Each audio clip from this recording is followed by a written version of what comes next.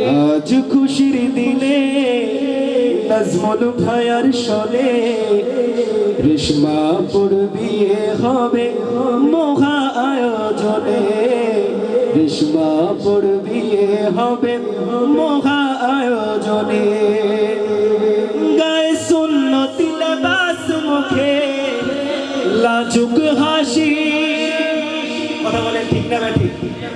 ভাইকে আজকে সুন্নতি পোশাকে ভালো লাগে না খারাপ লাগে? এই আওয়াজ, আপনারা যত মানুষ আছেন আওয়াজে বলেন ভাইকে ভালো লাগে না খারাপ লাগে? যদি ভালো লাগে আমাদের সাথে সাথে বলবেন আজ খুশির দিনে।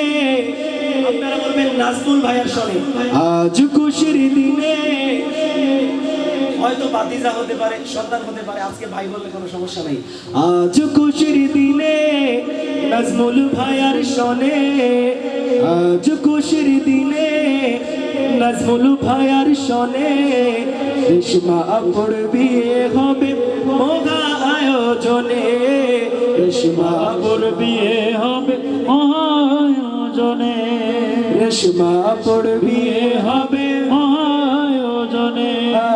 আজ খুশির দিনে নাজমুল ভাইয়ার শোনে। আজ খুশির দিনে নাজমুল ভাইয়ার শোনে। রেশমাপুর বিয়ে হবে মহা আয়োজনে।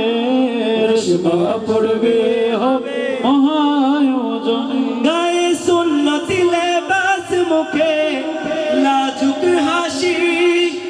লাগে আহারে ভাইয়ারে, লাগে আহারে, লাগে আহারে, লাগে আহারে, লাগে আহারে।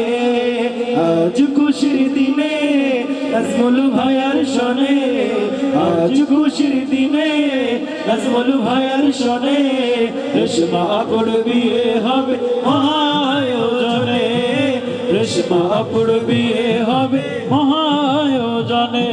রেশমাপুর বিয়ে হবে মহা আয়োজনে। গায়ে সুন্নতি লেবাস, মুখে লাজুক হাসি। গায়ে সুন্নতি লেবাস, মুখে লাজুক হাসি। লাগে আহারে, লাগে আহারে, লাগে আহারে, লাগে আহারে, লাগে আহারে, লাগে আহারে, লাগে আহারে, লাগে আহারে। আরে হযরত আদম হাওয়ার প্রেম ছিল যেমন, ভাইয়া ভাবির মনের মিলন হয় যেন তেমন। সকলে পড়েন আমিন। আরো উচ্চ আওয়াজে পড়েন আমিন।